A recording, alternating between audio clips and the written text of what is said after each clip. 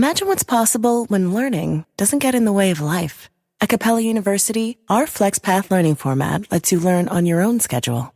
A different future is closer than you think with Capella University. Learn more at capella.edu.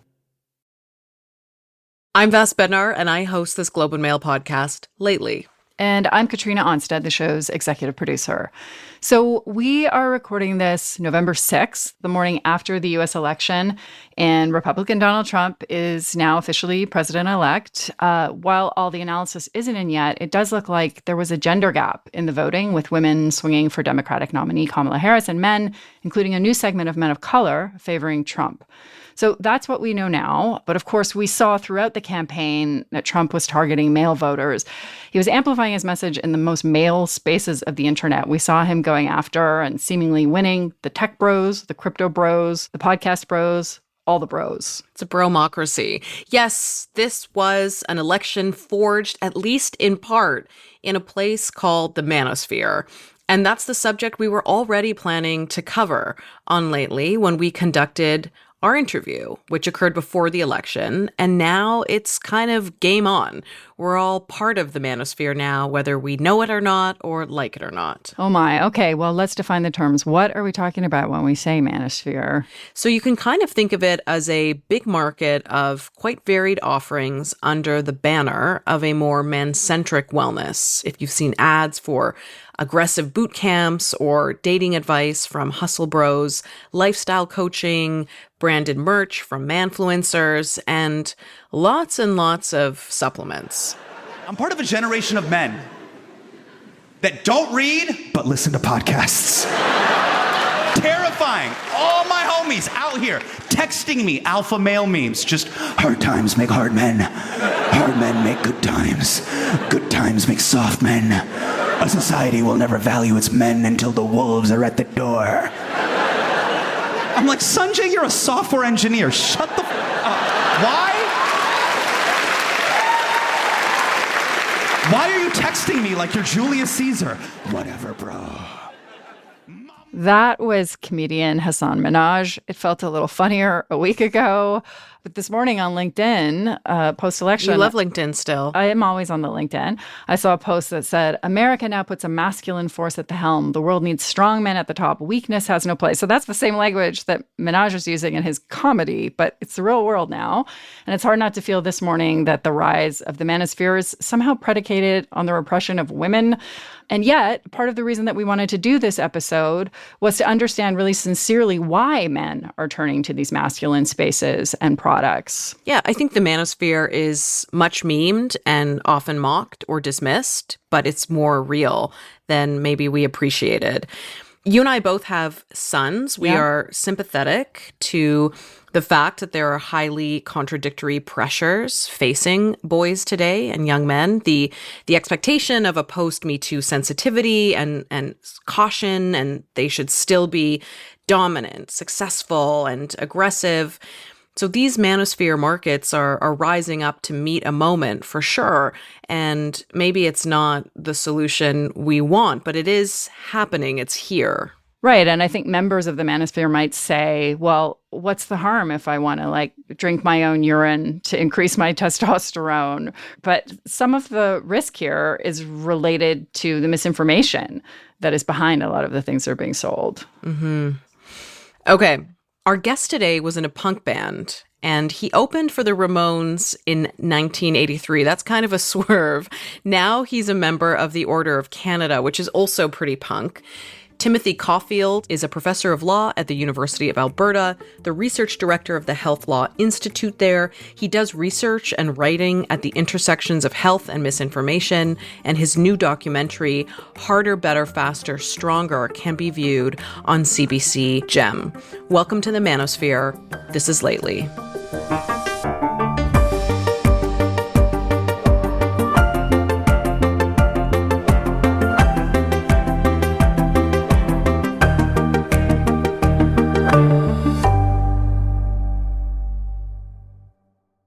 Welcome, Tim. Hello, thanks for having me on. Okay, first things first. What does bull testicle taste like? I It tastes terrible. It really, really does. I don't think gamey really captures the vibe. It was terrible. And I really found it difficult. And I wanted to highlight it's lightly grilled because you're actually supposed to eat them raw. Yeah. What? You're supposed to eat them raw. And I couldn't bring myself to do that. Says who? Says the Manosphere, to maximize those, oh my gosh. Manly man vibes. You're supposed to eat them raw. Okay. Well, thank goodness you told me what they taste like, because I don't think I'm going to be trying one anytime soon. You mentioned the manosphere. What is a manfluencer? I think the manosphere is the sort of umbrella term to capture all the influencers, political commentators, pop culture noise that is emphasizing the idea that we all need to be more manly, and that the world, not just individuals, the world needs more manly men. And a manfluencer is exactly what it sounds like. An influencer, usually on a social media platform, that pushes those ideas, the ideas that we need to be more masculine, and they'll push diet, supplements, crazy manly man exercises, all with the theme of being more masculine. And the underlying message is that this will make you better. You'll be happier, you'll be healthier. This is what you need, and this is what the world needs. You mentioned the manosphere is kind of mostly an online space. I'm curious, how do you get to that Sesame Street, and what else are people doing there? Well, of course, the algorithms take a lot of people there. The incentives baked into the social media platforms often drive many, many people there, young adults, adolescents. And it has, like so many topics these days, become a little bit of an echo chamber, right? So if you live in the manosphere, this can feel like your entire world. So there's definitely influencers on TikTok, on Instagram, on X, and virtually all the spaces. But you're also seeing it with political commentators, and Tucker Carlson would be a very good example of someone who speaks to the manosphere, and individuals like Jordan Peterson really have become, and I think are providing content for the manosphere too. You've made this documentary with the CBC. It's called Harder, Better, Faster, Stronger. And it is so full of men doing weird stuff like lifting rocks and drinking their pee, not at the same time. Some of these people are influencers. Some of them are running wellness adjacent businesses. Could you run us through some of the apparently manly things that you saw and even did yourself? Yeah, so drinking urine it's a thing. Ugh. I know people say, oh, this is completely, there's one person doing it. No, it's all over. It really is all over the internet. And the idea is we have low testosterone, and if you drink your urine, you will boost your testosterone and become more manly. That's the idea, among other things. There are bizarre exercises that are pushing. A lot of these, you have these, that people go to like boot camps where they really extreme weekends, and it's a fitness element to it, but it's also this idea of, it's almost like you're in a military boot camp. And if you do this, again, you'll become more manly, you'll be tougher. That's the kind of characteristics you need. You absolutely see extreme diets, like, raw meat we talked about. And of course, supplements, so many supplements. And one of the reasons there's so many supplements is because this is about making money. Yeah, there's this political element to it. There's this brand building element to it, but there's also, the marketing and profit element to it. And that often involves the selling of supplements, unproven underlying supplements. Unproven will be underlined in the episode. So wellness writ large is a massive industry. You've written that when we think of that category, we do tend to think of women. And I definitely do, right? Spas, Gwyneth Paltrow. But actually, men in wellness is also a growth industry. Do you have a sense of the size of this masculinity industry? Well, it's hard to emphasize enough how big the wellness industry itself is. Some people put it in the neighborhood of $5.6 trillion right, worldwide. And of course, it's a big Venn diagram, the things that we're putting in there, right? So it is hard to get an exact sense of how large it is, but certainly because the manosphere and wellness products aimed at men has become a larger portion of this sector, I think it's fair to say we're talking multiple billions, probably nudging into the trillions worldwide. And I do think it's a fascinating shift. I have been studying the wellness industry for decades, and to see the lens shift to men is fascinating, right? And it's using the same strategies that women were subjected to: create insecurity, right? Create grievance, create anxiety, and then sell products to deal with that anxiety. So the stuff that guys tend to be doing or are sharing online, there's definitely an element of unpleasantness to it, right? Like, I was sort of recoiling. I definitely gagged when I saw the drinking the pee in the documentary, or looking at videos of guys punching themselves in the privates. It's really performative. Why does this kind of pursuit of manliness have to be so gross and painful? Yeah, it's an excellent point. And you're right, a very common theme. And you hear, hard times are necessary to make hard, tough human beings, right? Steel sharpens steel. And it's really kind of leaning in to this, what I would argue, completely mythical version of masculinity, where there are these characteristics of, being tough, obviously, stoic, and not the idea of, reflection and calm. And you see that definitely in the boot camps. And it's the idea of, you are the leader, you're the tough person that's needed. And it's interesting because not only is this a mythical version of masculinity, I think there's this fictitious version of the world. Where are these characteristics needed, right? Are we going to be fighting, mutants with kettlebells in a post-apocalyptic wasteland? I don't know where they think these skills would be needed. It's almost this wish fulfillment that this is the world that we live in, and this is the skills that are necessary to be a real man. And if we had more people like this, we'd all be better. That's sort of the message, but it's never explained why or how. And the other interesting thing, there's this strange parallel messaging going on in the manosphere. Number one, that you should become more manly and you will become more attractive to romantic partners, right? That's okay. But at the same time, all of this really seems to be done for other men, right? Other men are setting the norms. They're saying that, you want to look like this for other men. Other men will respect you. You're part of this community. So this is the things that you're supposed to do. And that's terrible pressure to put on, someone who doesn't want to walk that path. There is an irony there, I think. No, of course. I want to switch gears for a second and gesture back at the feminine, because in the manosphere, we're seeing a lot of new products that are aimed at men that feel quite traditionally feminine, right? Juice subscriptions and facials are part of the manosphere. Recently, Russell Brand and Toronto Maple Leaf, John Tavares, have been touting these magical Wi-Fi blocking amulets. They're called LifeTune Flex from Airs Tech. They cost $334. That's jewelry by any other name. So what's going on there? And I think we can put this also in the irony column too.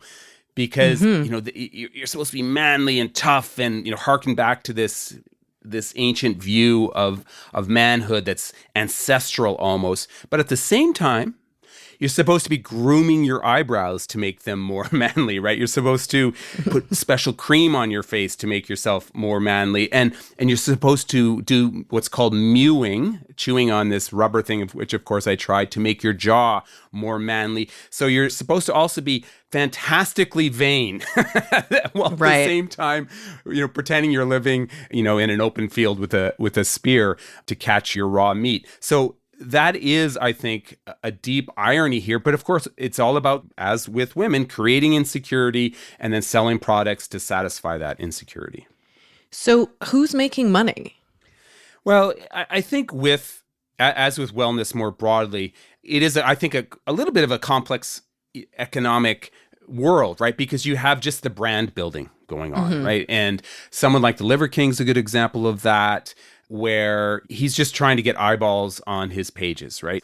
And the algorithms baked into the platforms, facilitate this, because research consistently shows the more extreme you are, drinking urine, right? The louder you are, the more likely you are to get traction. You'll get the page views, the likes, the comments, which help build your brand.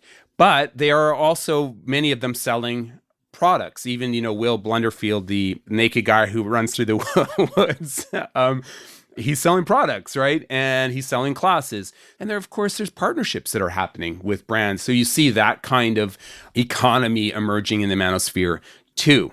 Can we talk about the Liver King? Can you tell us more about who this online persona is and what he advocates for? For sure. And there are other people like the Liver King, but I think he's very symbolic of the manosphere. He's such a fantastic character. If you Google Liver King right now, and I'm not sure if I'm advocating that because I don't want to screw up your algorithm, you'll see this guy. He's completely jacked. He's got the beard. He's almost always shirtless. And one of the reasons I love him is you tell people about the Liver King, and there's this quite a large sector of humanity who've never heard of him, right? But in the manosphere, he's huge. I think he's got on TikTok over 6 million followers and 120 million likes, something like that. So if you live in that echo chamber, the Liver King is near the top of the pecking order. Right. And he advocates for ancestral living. So it's this idea that you hearken back to early times when men were men, and women were women. He's also big into guns, and he likes to shoot things he doesn't like, such as sunscreen. What? Because, real men don't use sunscreen. And then he uses a machine gun to blow up a bunch of bottles of sunscreen. He's selling supplements, etc., and diet ideas. There is a wonderful controversy associated with the Liver King. So he's just ridiculously jacked. Like, it almost looks like satire. And he claimed for the longest time that he got that way by drinking bone broth and raw liver. Reality, he's on steroids, right? Expectation versus reality. But that controversy didn't diminish his popularity, which is, I think, also fascinating, because it's a brand, it's an ethos, it's a vibe that he's selling. I mean, it's so easy to mock this stuff, but it's not coming out of a vacuum, right? There seems to be either something that it's filling or reacting to. Why do you think this stuff resonates with some guys? And what do you think we should take away from the Manosphere Economy and how it could speak to this economic moment? Yeah, this is a really important point. And in the doc, I hope people find it entertaining, and we do have fun. But at its core, this is a really serious topic, right? We know that adhering to traditional masculine norms, for example, is associated with a host of health issues. We know that there are men, and we talk to many of them, and we really did try to empathize with their message, that they do feel lost. And part of that, as I said, I blame the manosphere, because they're creating this. They're telling these individuals that there's this rigid path that you have to follow, right? So there's that part of the equation. But then there's also the reality that whenever you have social change, a move towards more inclusive notions of gender, of masculinity, even if that social change is in a positive direction, it creates stress and anxiety. And I think that's real, and we have to recognize it and do our best to address it. But what I get angry about is, even in that context, people are exploiting that angst, right, for profit and harm. It's very similar to with women in the wellness space. It is true that the healthcare system has treated women terribly. We haven't done proper research on women or people of color.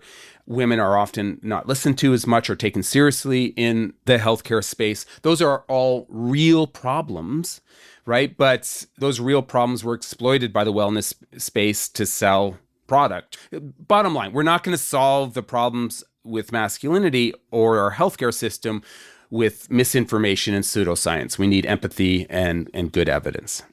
Well, you mentioned your sons earlier, and they are in your documentary reflecting on ballet, music.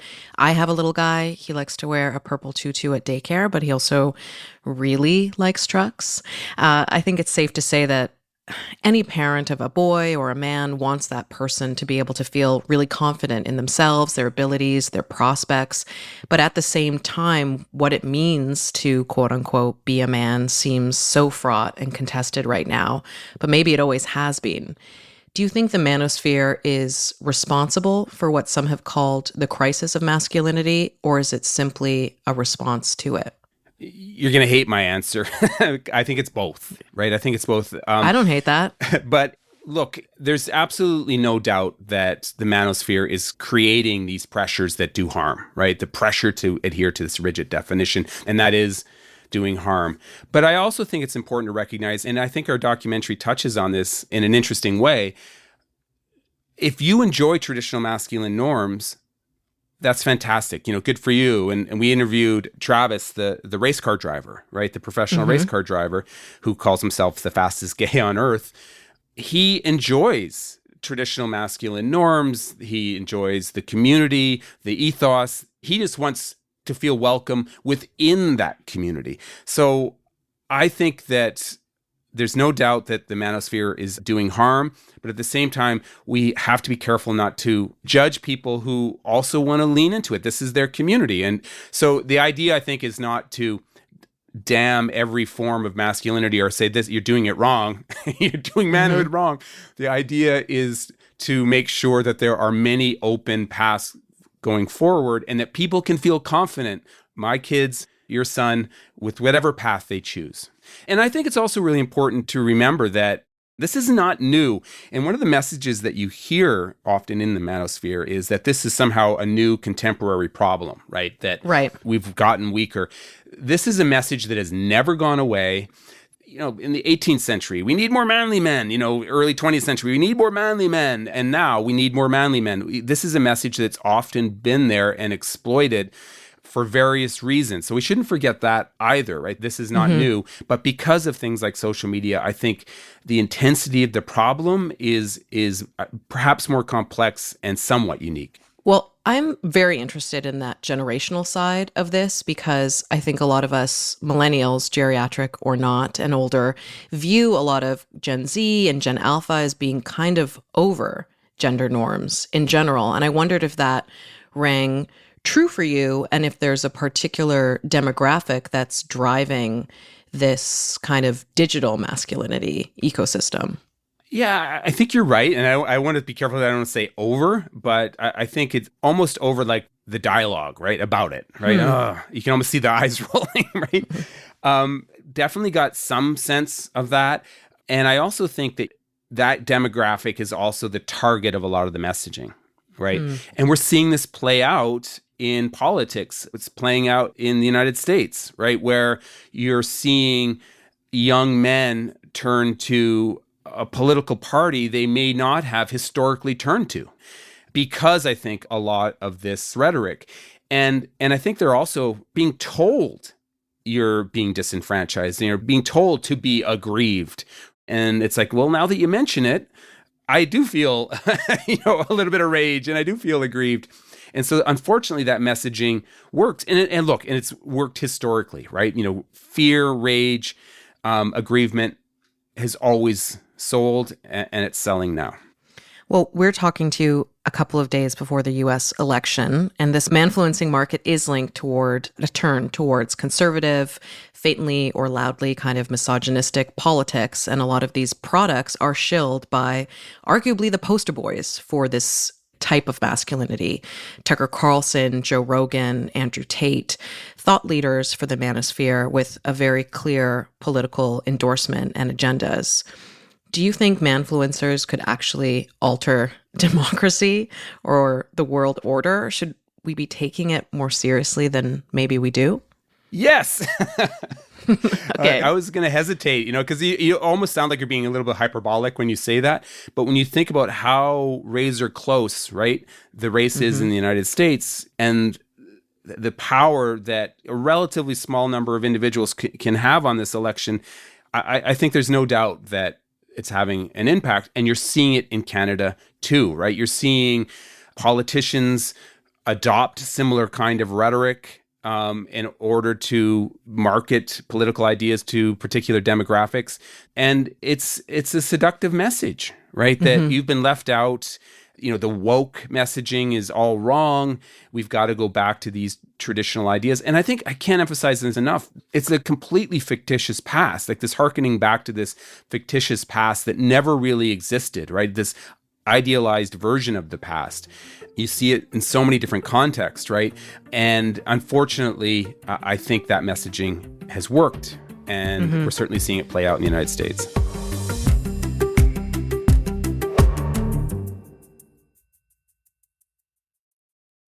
At Capella University, learning the right skills could make a difference. That's why our business programs teach you relevant skills you can take from the course room to the workplace. A different future is closer than you think with Capella University. Learn more at capella.edu. The testosterone replacement therapy market is worth over $2 billion, and a lot of that goes to gender affirmation treatments or people with genuine medical need, like cancer survivors and that kind of thing. But then you have people like Joe Rogan who are also out there promoting TRT for cis men to improve libido, focus, and energy. How much of that is real? There's very little evidence to support any of that. So let's break it down real quick. Little evidence to support that so many of the products, we're not talking about pharmaceutically approved products here, right? We have evidence to back up the testosterone boosting claims. There's also very little evidence that embracing these traditional masculine norms is going to improve your sex life. On the contrary, and it's hard to study this well because there's a lot of correlation data, right? But the evidence that we do have suggests that embracing traditional masculine norms, being, sort of that more manly man, is actually associated with poor quality sex, poor relationship, and even things like erectile dysfunction. And researchers speculate because it's that pressure to be manly man that results in that. And again, have to be careful to not overinterpret that data, but that's the direction the data points. So again, more stuff to put in that irony column. And I think it is important to highlight that this is doing real harm. We interviewed an individual that didn't make the cut that had an eating disorder that he attributes to the manosphere. He was hospitalized for this eating disorder, right? And he's become an eating disorder advocate. And there's other research that talks about how the pressure to adhere to these completely unrealistic physical norms like the Liver King can create body image issues and eating disorders among young men. So this is there are serious consequences. Well, back in the spring, the FTC warned nearly 700 marketing firms that were pushing kind of over-the-counter drugs, homeopathic products, dietary supplements, and functional foods that they could face civil penalties if they couldn't back up their product claims. At the same time, it still feels like a Wild West. Do you have any hope for regulatory oversight of the claims that the Manosphere is making, or does the Manosphere sort of represent such a rejection of state oversight entirely that it doesn't even matter? I have long advocated for having better regulation of wellness products. So that's Health Canada, FDA. And look, as soon as you say that, the Manosphere influencers say, censorship, government overreach. Don't tell us what to do. Yeah. Right, yeah. And it fits so well with their broader narrative, right, that the complaints seem very, very persuasive. But all I and others have argued for is providing accurate information, right, and the truth, and trying to minimize deception in selling products, which enhances autonomy, which enhances the power of the marketplace of ideas. We're not talking about censorship. We're talking about trying to ensure there's accurate information out there with products, which is something that in liberal democracies we've always tried to ensure. So I absolutely do think if people are making concrete claims about a product, I think they should have to have evidence to back up those claims. That's not a big ask. Right now, people can market almost anything, especially if they're not making concrete health claims, right? If you're just saying you're going to feel more manly, or it's going to increase your energy levels, or just make you feel like a better human being, those are the kind of claims that you see. It can be difficult to regulate. So you're saying I won't get in trouble if I advertise that this episode will make you more manly? I think you're safe. I think we're safe. Okay. So where does masculinity go from here? Well, I'm hopeful, despite everything that we've talked about. And I think our doc really ends on a hopeful note, because what we're seeing is men coming together to talk about their view of masculinity. Now, whether they are brought to these communities because of the lies sold to them by the manosphere, or whether there's this genuine angst that they're feeling about shifting cultural norms, once they come together, they are having honest conversations about masculinity that I think are very productive. And they all said the same thing, right? That the most constructive path forward is one that allows people to walk sort of this unique and authentic. I know it's a cliche to say this, but we heard the word authentic over and over and over and over again. Their own authentic path, right? Whether that is embracing some view of traditional masculine norms or something else, that's what's going to lead to a happier, more productive society. And everyone said that. And so I'm hopeful. And the other thing that you see are these communities building friendships, walking away from isolation, which is a big problem in the manosphere. Traditional masculine norms are very strongly associated with loneliness, isolation, mental health issues. Walking away from that, building friendships, and yes, building communities. Well, Tim, thank you so much for joining us on Lately today. Thank you.